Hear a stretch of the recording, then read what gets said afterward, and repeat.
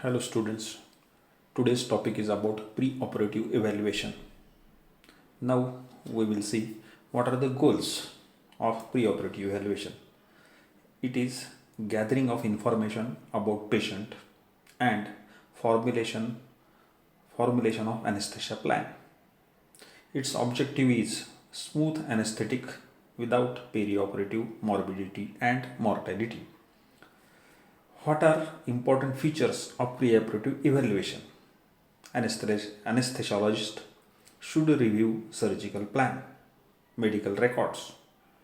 He should focus on physical examination, which should include allergies, medication, herbal supplements, drug abuse. He should review all the systems prior anesthetic problems. That means difficult intubation, delayed emergence, malignant hyperthermia, prolonged neuromuscular blockade, and post-operative nausea and vomiting. Now we will see the reasons for medical consultation.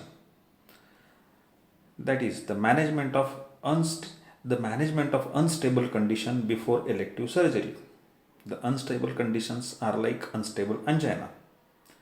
That should be optimized properly prior to anesthesia, and diagnostic workups.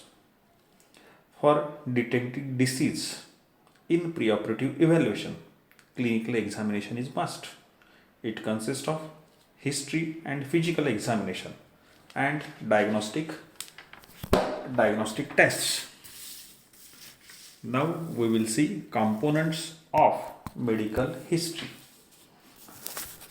It consists of history of present illness, then current and past medical problem, then surgical procedures if any done, and the type of anesthesia received at that time of surgery. Any history having hypertension, diabetes, coronary artery disease, and shortness of breath, records and previous prescriptions, and if patient is taking any over-counter medication. We should ask about recent corticosteroid therapy. Then we should ask about the history of allergens, the allergens to latex and allergy to radio contrast dye. Another side effects having nausea and vomiting with narcotics.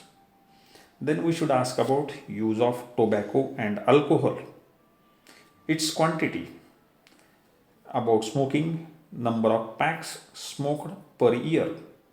For example, 2 packs of cigarettes per day for last 10 years is recorded as 20 packs per year.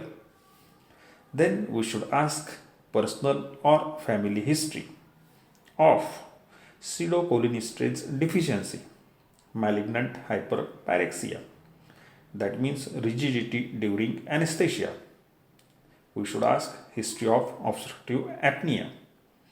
It will suggest clinical features will be snoring, daytime somnolence, sleepiness, hypertension, obesity. Then we should ask about chest discomfort. That means pain, tightness of the chest.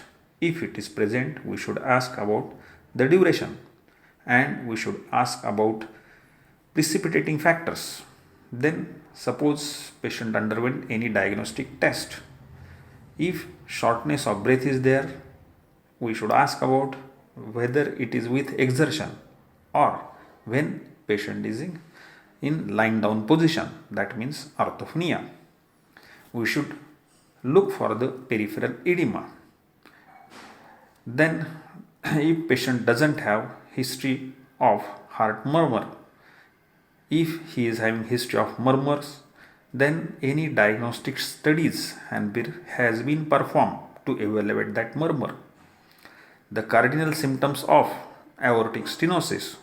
The symptoms of aortic stenosis will be angina, heart failure, syncope, decreased exercise tolerance, and exertional dyspnea. We should ask for these symptoms. Then we should ask about history of heartburn, reflux during fasting. Then we should see the status of patient's cardiorespiratory fitness or functional capacity. We should ask about exercise or work capacity. It is qualified as or quantified as in metabolic equivalent tasks.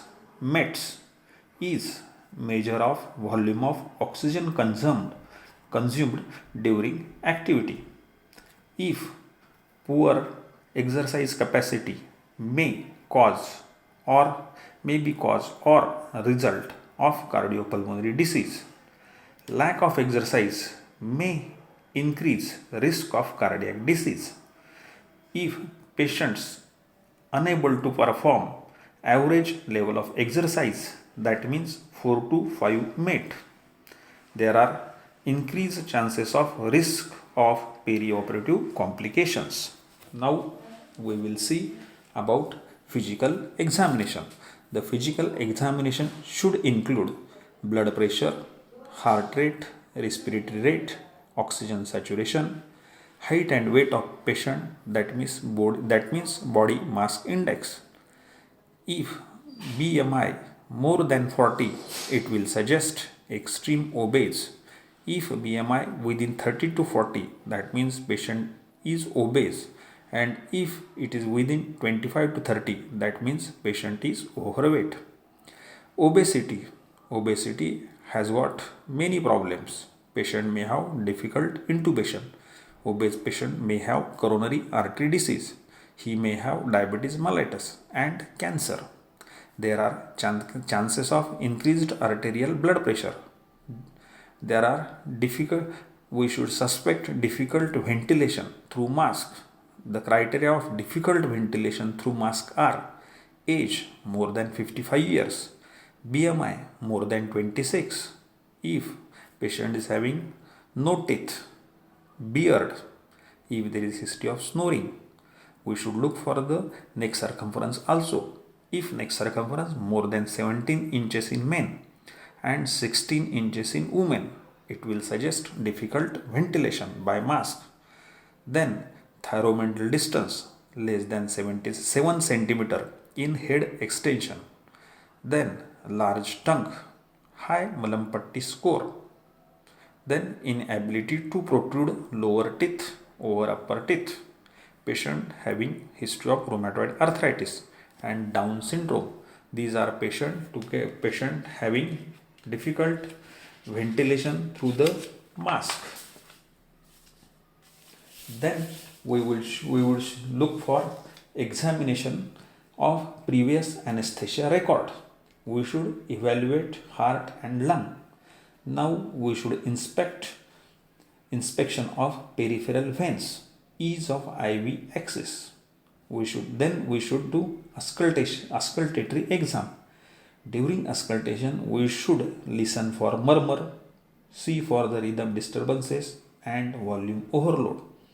We should listen for third and fourth R sound, listen for rales, look for the jugular venous distension, ascites, hepatomegaly, look for the dependent edema.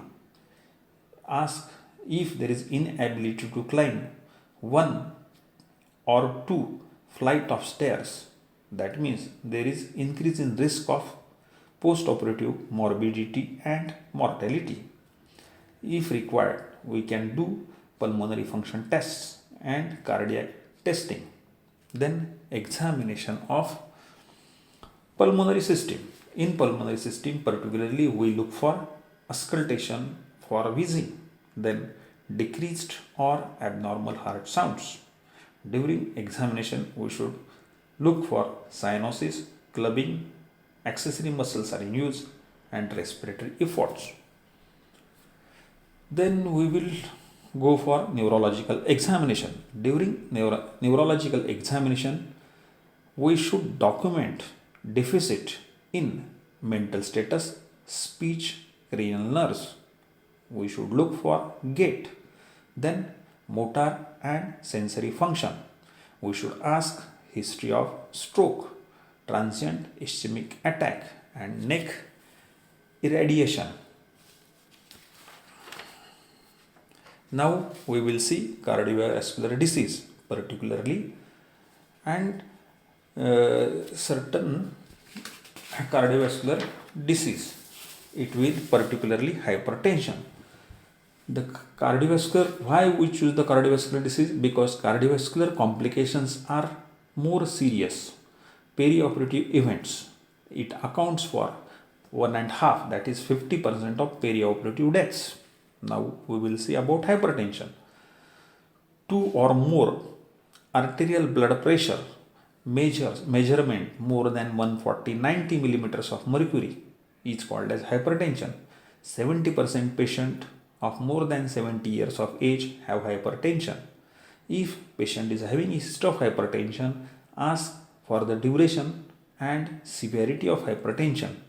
It is correlated with end organ damage. Ischemic heart disease is the most common form of organ damage with hypertension. Preoperatively, hypertension, if there is preoperative hypertension, it is associated with increased risk of postoperative myocardial infarction and death. End organ manifestations of hypertension are: number 1, it may lead to ischemic heart disease and it will lead to heart failure. Another end organ manifestation is renal insufficiency, and third is cerebrovascular disease. Now, preoperatively evaluation of hypertension we should identify cause of hypertension, then other cardiovascular risk factors. Third, end organ damage. Look whether there is any paroxysmal hypertension or hypertension in young. If there is paroxysmal hypertension or hypertension in young, we should search for: number 1, co-erection of aorta; second, hyperthyroidism; third, pheochromocytoma; fourth, drug use like cocaine. Now we will see the physical examination in patients of hypertension. We should do blood pressure measurements. Then we should look for previous record. We should examine thyroid gland.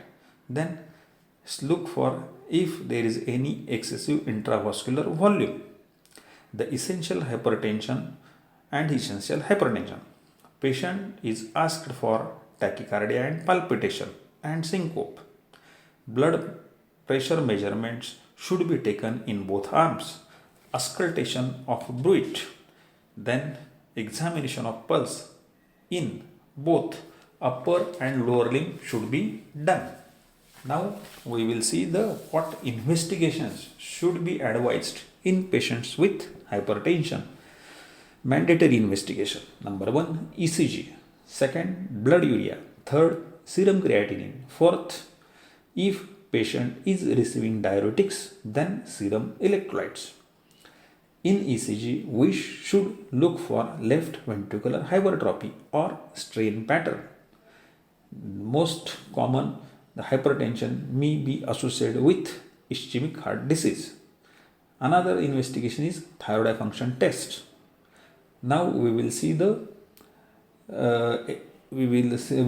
whether the elective surgery should be delayed if diastolic blood pressure is more than 115 mmHg or systolic blood pressure is more than 200 millimeters of mercury.